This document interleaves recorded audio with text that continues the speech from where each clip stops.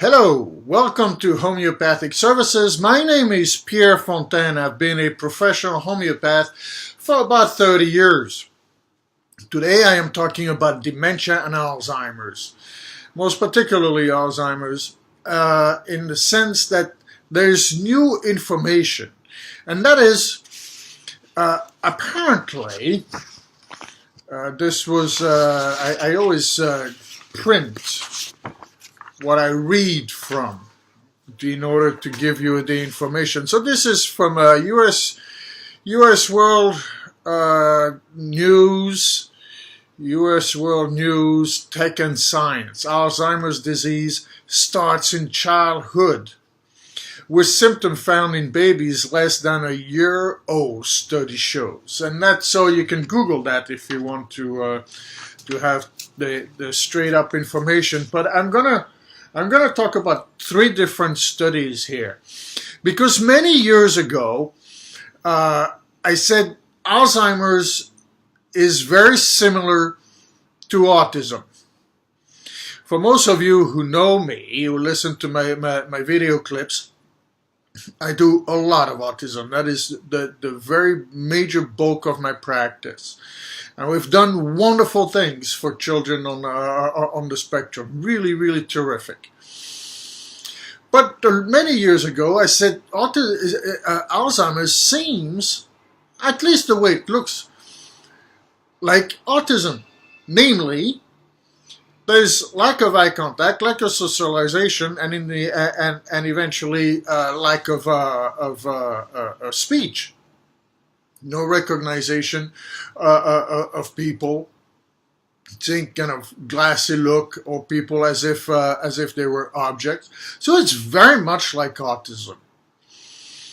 And I thought, I was wishing for cases, and I got a bunch of cases. And of course, I was a little singular in the sense that I was thinking, this is like autism. And so now this study, there's a study that shows that shocking evidence suggests that Alzheimer's begins in childhood, with babies as younger than a year old displaying signs of the disease. Researchers examined the autopsies of 203 residents in Mexico City. The bodies range from 11 months to 40 years old.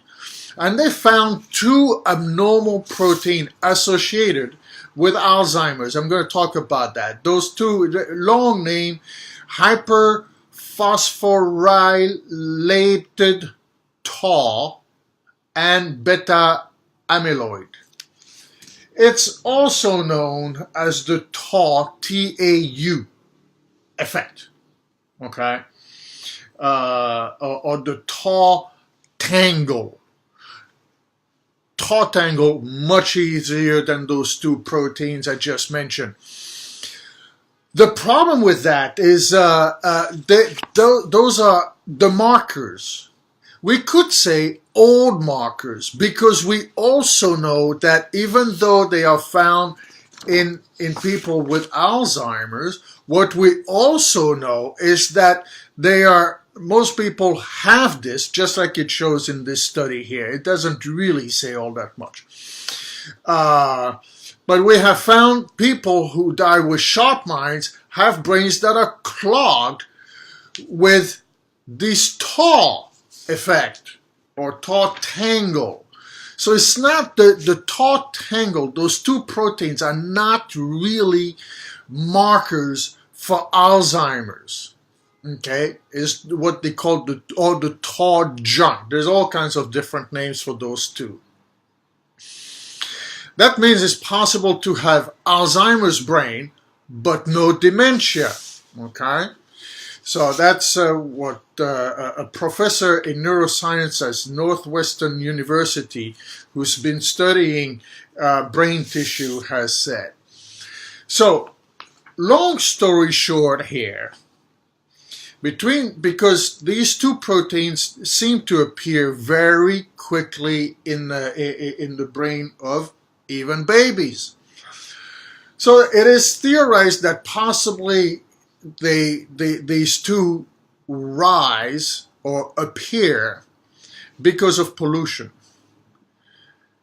Whether it is from pollution or not does not really matter.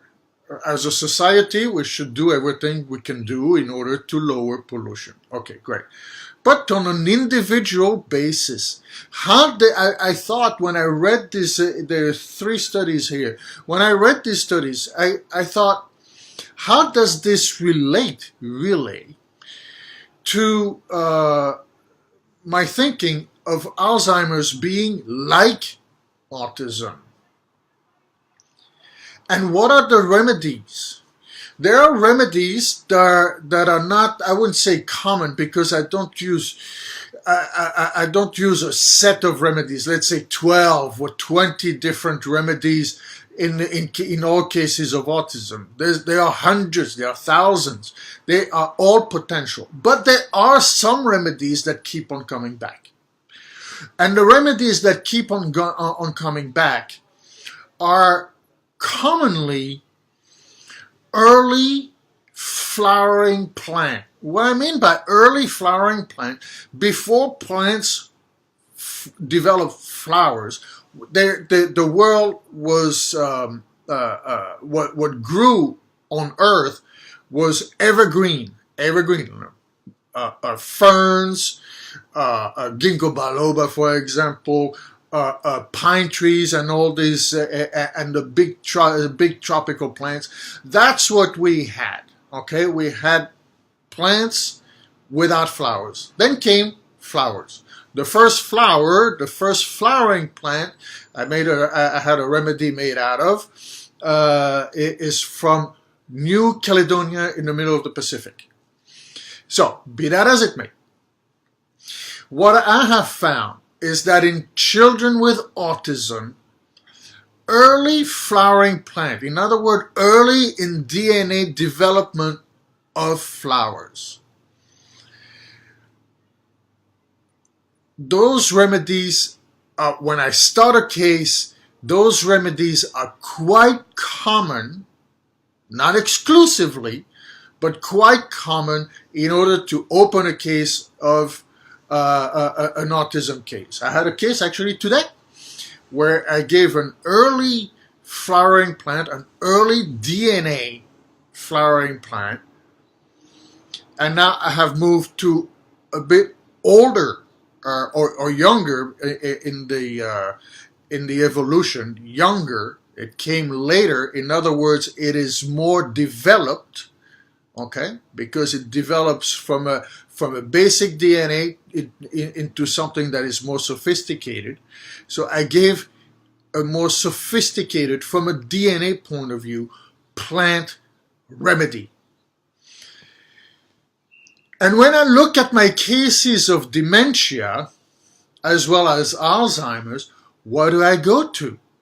I go back to those early flowering plants. Early development, more basic development, okay? Because the problem tend to become the same. So it is not surprising to me that those two, the taut tangle, for people who are familiar with Alzheimer's and who have done research for your parents, or family members, you have seen those, you have read about these two proteins. They don't relate to Alzheimer's because plenty of people have, like I mentioned, have this tangle, this taut tangle, riddling the brain, and yet a lot of people have great cognition. So it is not with that have great cognition. But when we go back to the state, from the homeopathic point of view, when we go back to the state the person is in, the state the person with dementia is in, okay? Not the protein, forget about that. It's there from the age of 11 months old. We are not going to get rid of this. But when we go back to the state The state is similar to the children of Alzheimer with autism.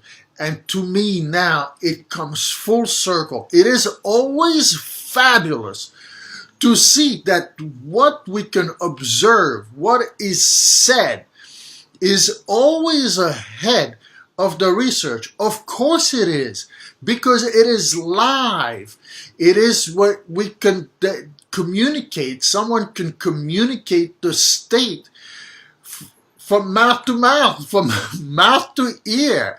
So it is instantaneous, and then we can give a remedy according to that state. That's what a homeopath does. It is quite fascinating, however, to see this correlation. Science, what they find in the brain, and what we find mouth to ear, the relation of a state, the description of a state of a person, matching a remedy that is almost, in remedies that are almost interchangeable between Alzheimer's and autism. It is absolutely gorgeous, and a lot can be done.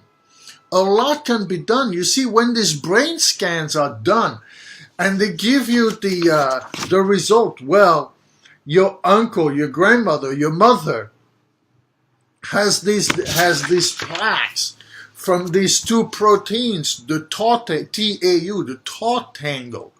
Well, yeah, it is expected. It should be expected. It should not be the end-all be-all of it, because as you know now, this study shows that this begins very, very early in age. I've done another video, a few other videos on dementia and Alzheimer's. I cannot see the two. I don't make much distinction between the two. Because the state, again, the state, what can be related, what someone can relate to me about the person, just like a mother or father can relate the state of their own child. And we can find a remedy accordingly. Then we can do the same in cases of dementia and Alzheimer's. It is absolutely fabulous, the correlation, and not only the correlation, but I should say the confirmation of being able to see this, to read about this, and already have a solution, a live solution for people. It's extraordinary to me, and it confirms also that we always know more than we think. Because the great thing about homeopathy is that we don't ignore anything. Nothing should be ignored. And when we don't ignore anything, we can actually see the substance of what is said and translate that into a healing remedy, into a remedy, finding a remedy that will heal that person. And then go step by step and bring this person back to generally a really, really vibrant human being. Okay? Thank you very much for listening. Scroll back. There's other videos on dementia and Alzheimer's. One of them talks about parasites and truly extraordinary from a study back down in Bolivia. Thank you so very much for listening. The homeopathicservices.com is the website. You'll see my books on there. Please listen to these video clips. I hope they are constructive to you and impart, even though the production quality is really low, very basic. I hope you get information that is useful and you can use in your life and with your loved ones and all. Thank you so very much. Bye-bye.